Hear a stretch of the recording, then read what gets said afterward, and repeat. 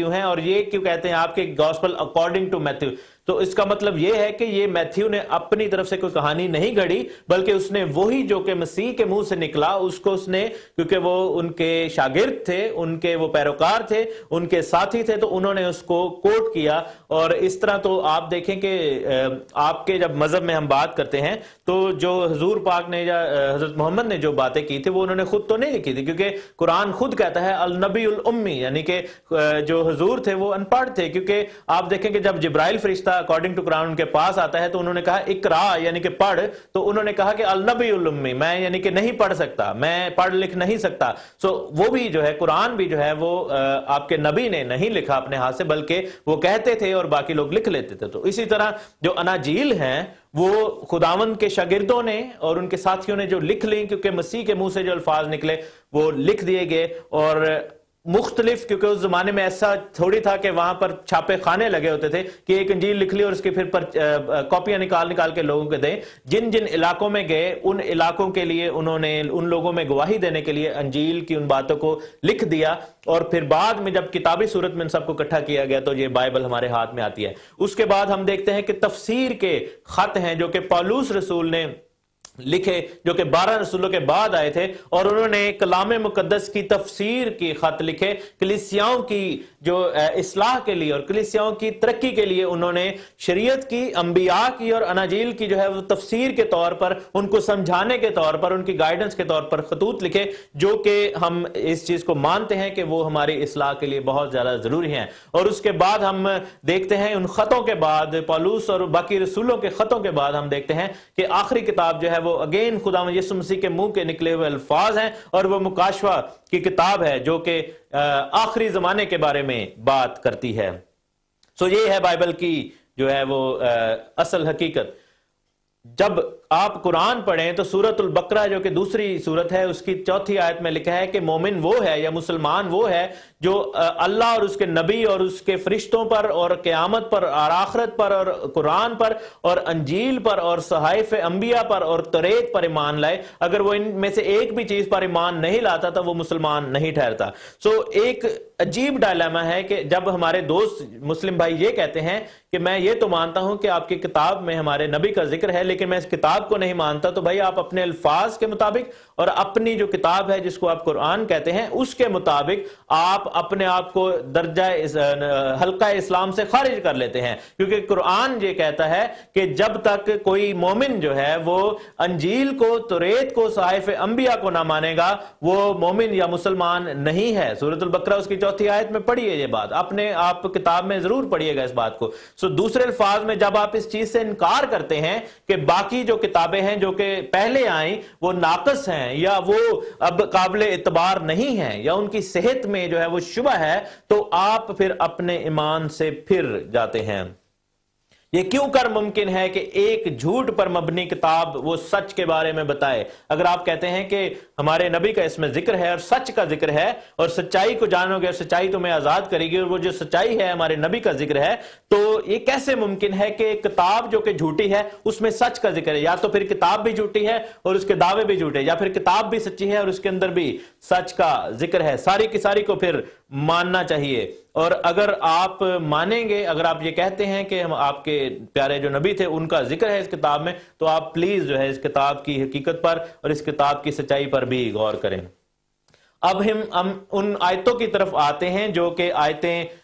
بتائی گئی ہیں جو کہ عام طور پر یوز کرتے ہیں ہمارے مسلم دوست۔ استثناء کی کتاب اس کے 18ویں باب کی 15ویں اور 18ویں آیت ہے۔ اس پر میں آج اتنا الیبوریٹ نہیں کروں گا کیونکہ اس پر آلریڈی بہت سی بکس اور الیبوریشنز ہو چکی ہیں۔ لکھا ہے کہ خداوند تیرا خدا تیرے ہی درمیان میں سے یعنی تیرے بھائیوں میں سے میری مانند ایک نبی برپا کرے گا، تم اس کی سننا۔ یہ موسیٰ نے کہا، اور پھر خدا کہتا ہے کہ میں ان کے لیے انہی کے بھائیوں میں سے تیری مانند ایک نبی برپا کروں گا اور اپنا کلام اس کے منہ میں ڈالوں گا، اور جو کچھ میں اسے حکم دوں گا وہی ان سے کہے گا۔ اب مسیحی جو دوست ہیں وہ یہ کہتے ہیں کہ یہ خداوند یسوع مسیح کے بارے میں بات ہوئی ہے، اس پر آلریڈی ہم پروگرام بہت دفعہ کر چکے ہیں، اور مسلم دوست کہتے ہیں کہ یہ ان کے نبی جناب محمد صاحب کے بارے میں یہ بات ہوئی ہے۔ دوسری جو آیت ہے یوحنا 14ویں باب میں ہے اور اس کی 16ویں آیت میں ہے اور اس کا ذکر ہے کہ اگر تم مجھ سے محبت رکھتے ہو تو میرے حکموں پر عمل کرو گے. یہ خداوند یسوع مسیح کے الفاظ ہیں. اور میں باپ سے درخواست کروں گا تو وہ تمہیں دوسرا مددگار بخشے گا کہ ابد تک تمہارے ساتھ رہے, یعنی سچائی کا روح جس سے دنیا حاصل نہیں کر سکتی کیونکہ نہ اسے دیکھتی ہے نہ جانتی ہے. اب ہمارے مسلم دوست جو ہیں یہ دعویٰ کرتے ہیں کہ یہ ان کے نبی کا ذکر ہے اور وہ یہ مسیح جو ہے اس مددگار کی جس کی بات کر رہے ہیں یہ ان کا ذکر ہے. اب اس پہ بھی بہت ساری باتیں ہیں ان دونوں چیزوں کی, کیونکہ یہ بہت ڈیٹیلڈ آیتیں ہیں, ان پہ ہم نیکسٹ پروگرام میں ڈسکس کریں گے, لیکن میں پہلے چھوٹے جو دعوے ہیں ان کا ذکر آپ کے سامنے کروں تاکہ آپ ان کا جواب جو جن پر کم بحث ہوئی ہے ان کا جواب آپ کو مل جائے. میرے ساتھ دیکھیں غزل الغزلات کی کتاب, یہ ایک تیسرا دعویٰ ہے جو کہ ہمارے مسلم بہن بھائی کرتے ہیں کہ یہ ان کے نبی رسول عربی کا ذکر ہے. غزل الغزلات اس کے 5ویں باب کی 16ویں آیت میں لکھا ہے کہ اس کا منہ از بس شیریں ہے, یعنی کہ اس کے منہ سے میٹھی باتیں نکلتی ہیں. ہاں وہ سراپا عشق انگیز ہے. اے یروشلم کی بیٹیوں یہ ہے میرا محبوب, یہ ہے میرا پیارا. اور اس آیت میں جو محبوب کے لیے جو لفظ آیا ہے جو کہ قابل محبت ہے وہ عبرانی زبان کا یا ایرامیک زبان کا لفظ ہے مخمت, MACHMAT, مخمت خے کے ساتھ ہے. اور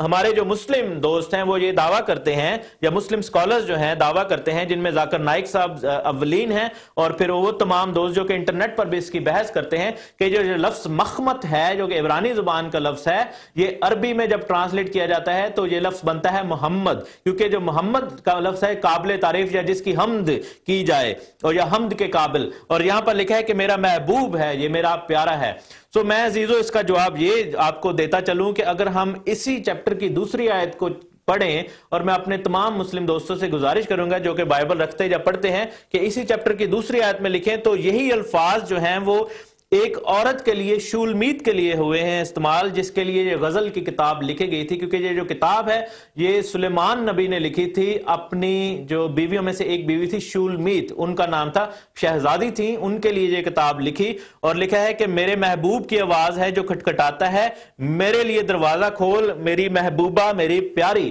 اب عورت کے لیے بھی یہ لفظ یوز ہوا ہے مخمت. تو کیا اب دعویٰ اگر ہم یہ دیکھیں کہ دعویٰ اگر ہمارے اسلامی بھائیوں کا درست ہے تو اس کے مطابق تو پھر